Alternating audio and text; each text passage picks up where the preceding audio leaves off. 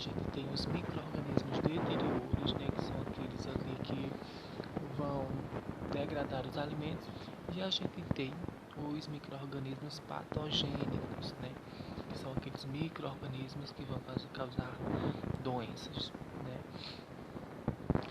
Então, nos patogênicos, o que é que esses micro-organismos que causam doenças eles fazem nos nossos organismos, né? Então eles podem causar três coisas. E aí a gente vai entender a diferença de cada um, que é infecção, intoxicação e intoxifacção. A infecção, né, causada por alguns micro-organismos patogênicos, nada mais é do que a invasão, né, e o crescimento do micro-organismo vivo, né, no organismo do hospedeiro. Tá? Então a gente come ali o alimento que está ali com as células vivas daquele micro-organismo. Quando a gente tem já uma intoxicação, né, o que é que vai acontecer ali, né?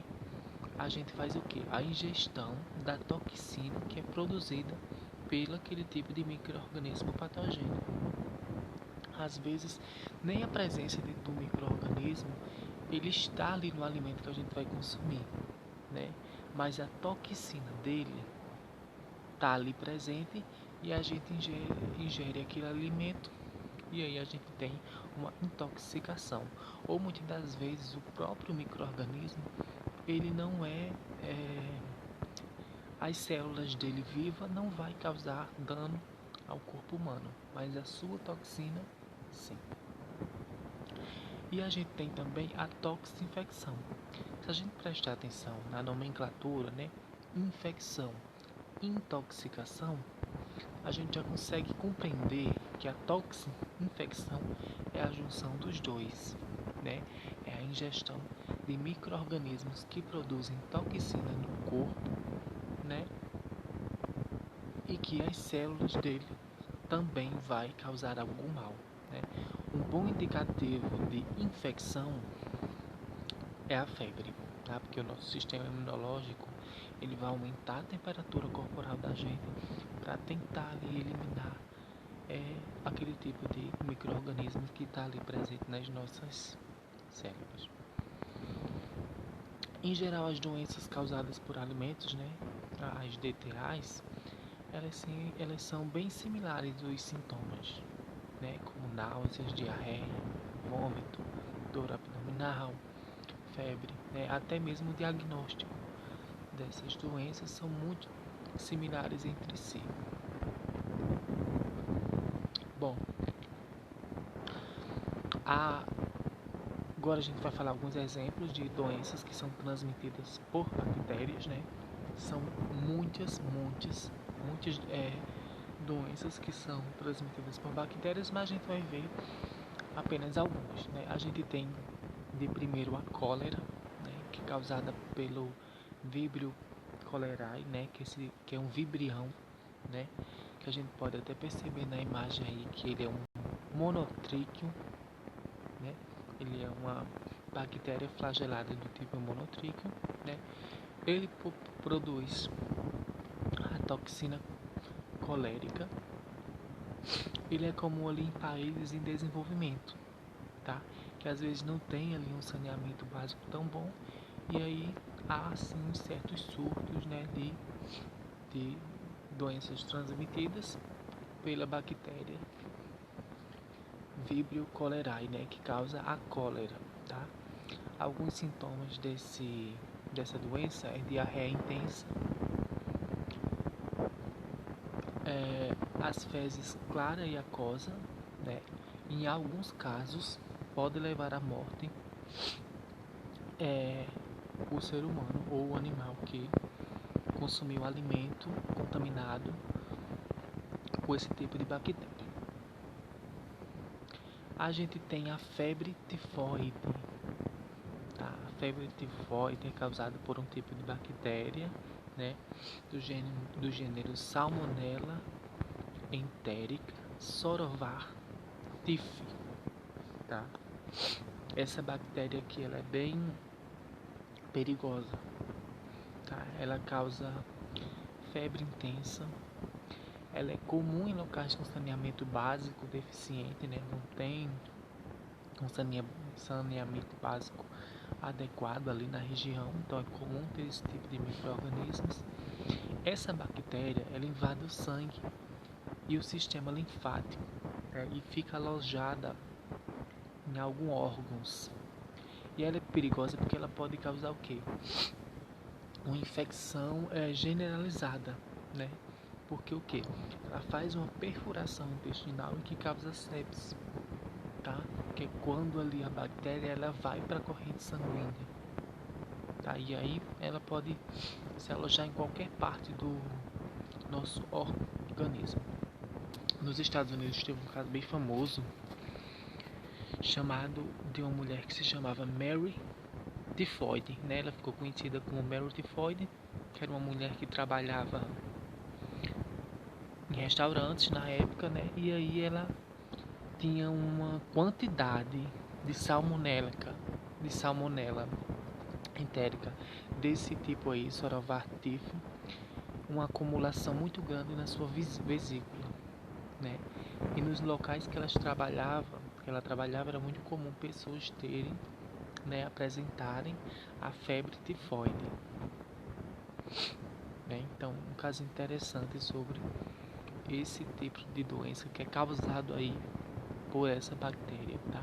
Na imagem a gente consegue até perceber que a Salmonella entérica sorovar do tipo TIF, ela é uma bactéria flagelada, né? Um bacilo peritríqueo, né? Que tem vários flagelos por todo o seu extensão do seu corpo. A gente tem a intoxicação estafilocócica, né? Que é causada ali por Staphylococcus aureus. Existem vários tipos de estafilococos, tá? Que podem gerar uma toxina termoestável, tá? Ou seja, ela é bem resistente à temperatura, tá? E ela é comum ali de mucosas e da pele. Ela é muito ruim, né? Quando ela sai da pele, ela vai para o alimento e vai para nossa boca, né? Ela apresenta sintomas muito rápidos, entre 1 a 6 horas. Ela é muito comum ter surto desse tipo de bactéria em manipuladores de alimentos, né? E também quando a gente está trabalhando, por exemplo, na área de laticínios, né? A gente faz análise do leite para saber se não teve uma contaminação por Staphylococcus aureus, porque a espinha, né, por exemplo, da nossa pele é por Staphylococcus aureus. Então as vacas elas podem ter algumas feridas no seu corpo, né, que vale produzir pus e acabar indo ali para o leite, né, na retirada do leite. E é um fator muito perigoso, porque quando a gente vai fazer a pasteurização do leite, as células dos Staphylococcus aureus eles morrem, mas a toxina dela aguenta temperaturas de pasteurização. Então é um problema essa bactéria no setor de laticínio, tá? Ela tem essa toxina que é termoestável. A gente tem a intoxicação por Clostridium perfringens, tá? A própria bactéria já diz, né, o nome, Clostridium perfringens, ela é do tipo Bacillus. Em geral, os clostrídeos eles são anaeróbicos, né? A gente viu na aula anterior o que são bactérias anaeróbicas, né? São aquelas ali que não crescem na presença de oxigênio, né? Ela produz esporos resistentes, né? Que ela tem esse fator aí de resistência. As bactérias que têm esporos, elas são muito mais resistentes que as demais. Ela produz uma toxina termolábil, né, que se degrada em temperatura de 75 graus Celsius, diferente, por exemplo, do Staphylococcus aureus. Essa toxina dela facilmente, ali com a temperatura assim, de uma fervura, a gente consegue eliminar 100% da sua toxina. E é preciso de muitas células para causar a doença, né? É preciso de muitas células ali para produzir uma toxina que vai causar dano, né, à saúde humana. A fatalidade por essa doença é rara. E assim, falando de quantidade, já que eu falei agora de micro-organismos para causar doença, a gente vai estudar mais para frente, né? O RDC12, que foi utilizado até, eu acho que o ano 2020, a gente agora tem outra resolução. Mas para um ser humano ele apresentar uma doença, não quer dizer que ele vai consumir uma célula de bactéria e aí vai apresentar a doença. Não, tem limites de quantidade, né, que esse ser humano ele vai apresentar doença a partir daquele micro-organismo.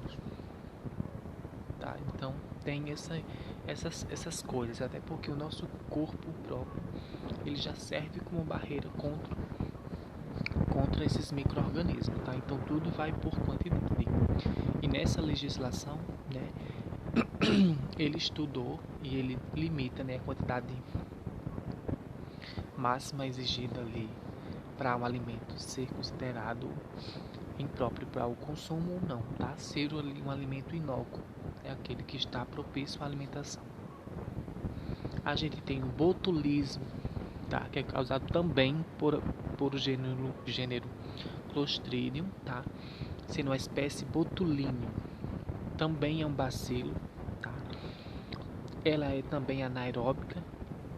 Em geral, os Clostridium, como eu falei, são anaeróbicos, produzem esporos resistentes, tá? Eles resistem ali até temperaturas ali de autoclavagem, que é de 121 graus Celsius, tá? Por bastantes minutos. E eles produzem uma toxina botulínica, que ela é neurotóxica, tá? Quando a gente ali consome, por exemplo, ela é muito comum de ter enlatados, tá? Porque ela cresce sem a presença de oxigênio. Então, quando a gente consome ali um enlatado que está contaminado, né? Aquela toxina produzida por esse tipo de micro-organismo, ela vai agir dentro do nosso organismo, né? Paralisando alguns músculos, tá? Bloqueando ali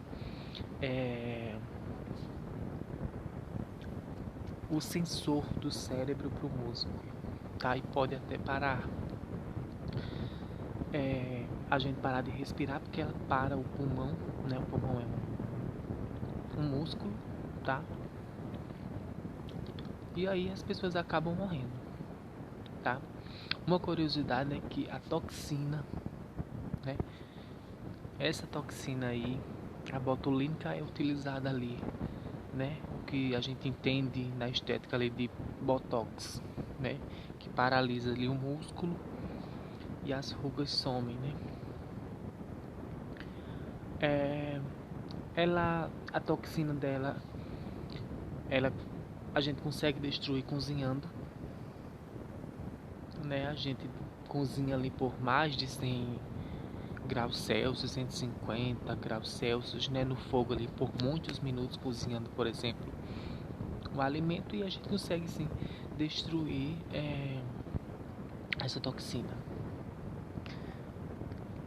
Essa doença ela é tratada com antitoxina, tá? Na área medicinal, quando é apresentada. E como eu falei, ela é utilizada, né, na indústria de estética justamente para a obtenção do famoso botox. A gente tem a salmonelose, tá? A gente viu, né, a febre tifoide, que é causada por uma salmonela, né, por o gênero de salmonela, mas sendo a salmonela do tipo TIF, né? Essa aqui já é de outra espécie, que é a salmonela entérica, né? Que ela é um bacilo ali também, e ela causa intercolite, que é a inflamação do intestino grosso e intestino delgado. E ela também produz toxinas, e a fatalidade por salmonelose é rara. Essa salmonela que ela é comum do intestino ali de aves, tá? E em geral ali as diarreias, né? As dores de barriga mais comuns ali, é causada pelo gênero Salmonella, é causada por essa espécie aí, Salmonella entérica. A gente tem a Escherichia coli. A Escherichia coli é comum do trato intestinal humano, tá? Ela é um tipo bacilo e ela é muito benéfica no nosso trato intestinal, tá? Mas quando a gente ingere, né, tem alguns tipos, algumas cepas dela, não todas, né? A Escherichia coli, ela em si, ela não é patogênica, mas algumas cepas sim, tá? Elas podem produzir toxinas e alguns sintomas eles podem ser bem graves. Varia com o tipo, né? Diarreicas, aquelas que causam diarreia, fezes aquosas ou sanguinolentas, tá?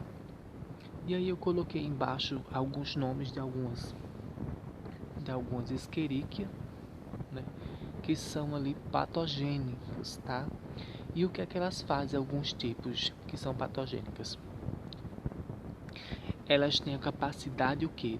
De destruir as microvilosidades do nosso intestino, tá? Como também tem alguns vírus que podem fazer isso, e aí que causam diarreia, né? Até porque essas microvilosidades, elas servem ali para ter maior contato ali com o bolo fecal, quando ele vai passando, né? Com o alimento, para ele puxar os nutrientes, e aí quando essa bactéria, né? Ela destrói essas microvilosidades, ela acaba perdendo essa função, o intestino, né? E a diarreia ela vai passar livremente ali pelo intestino. A gente tem aí a infecção por Campylobacter jejuni, tá? O Campylobacter jejuni ele recebe o nome justamente por uma parte do nosso estômago que se chama jejuno, tá? Então, ela é um habitante normal do intestino de frango, tá? E ela causa alguns sintomas como cefaleia, mal-estar, náuseas, cólicas, diarreias intensa e febre. E a gente tem a listeriose, tá? A Listeria monocytogenes, tá? Que é uma bactéria, um bacilo aí, ó, peritríqueo, tá? Ele causa infecção que pode levar a bacteriemia e meningite. Bacteriemia é a mesma coisa de sepsis, tá? É quando a bactéria ela vai parar na corrente sanguínea, ela tem essa capacidade e ela pode causar uma infecção generalizada, né? Chegar ali lá na parte cerebral da gente e causar algum dano, tá? Como meningite. Essa bactéria, ela é resistente ao frio, tá? Ácido e sal, ou seja, tanto os meios alcalinos quanto meios ácidos, essa bactéria ali, ela consegue sobreviver, tá? E na geladeira ali, ela consegue se reproduzir perfeitamente, tá? Nem toda bactéria ali, ela vai ter o seu metabolismo reduzido quando colocado em geladeira. A Listeria monocytogenes, ela é uma delas. No frio, o metabolismo dela é mais... ela prefere essa temperatura para se reproduzir ali. E a gente tem a intoxicação por Bacillus cereus, tá? Ele produz esporos, né, e toxinas termoestáveis, né? As toxinas dos Bacillus cereus são bem tolerantes, né? Aguentam temperatura igual o Staphylococcus aureus, né? Ela é da forma emética, tem a forma emética que causa náuseas e vômitos, e tem a forma diarreica que causa diarreia. Ela é comum em alimentos cozidos e resfriado no ambiente, tá? como é o caso de alguns cereais, tipo arroz. O arroz ali tá contaminado, tá? A gente cozinha o arroz e o que é que acontece ali no Bacillus cereus? A bactéria, a célula, percebe ali que está ficando difícil o ambiente, produz os seus esporos, que é termorresistente, passa ali, né, intacto ali pela temperatura do cozimento. Depois daquele arroz ali, ele é resfriado, aqueles poros ali, né, ele vai voltar novamente nas células e vai ali haver uma contaminação. E aí a gente tem a shigellose ou disenteria bacilar. Essa disenteria bacilar, esse nome bacilar, tá? É porque essa shigella, né, esses gêneros de shigella são em geral bacilos, tá? Por isso que chama de disenteria bacilar, porque é causada por bacilos. As shigellas, elas produzem uma toxina Shiga, tá? Que é uma toxina extremamente grave, tá? E a gente pode, né, ter diarreia intensa, indo no banheiro 20 vezes por dia, tá? Então a gente quase ali não para em pé. Se a gente pegar ali uma doença, né, transmitida por alimento, por essa bactéria aí, né, Shigella. Esse SPP, eu acho que eu até já expliquei em alguns vídeos, que SPP, ele tá dizendo ali que não está identificando a espécie, tá? Só o gênero, que é Shigella SPP. Então aí é só o gênero, ele não identificou a espécie. E ela tem uma capacidade, né, de driblar o nosso sistema imunológico, porque ela invade uma célula e vai passando para as outras, tá? E aí ela consegue driblar o nosso sistema imunológico, né? Então ela sim é uma bactéria bem perigosa. Bom, e aí terminou essa aula. Eu acho que é a última aula de bactérias para a gente iniciar com os fungos.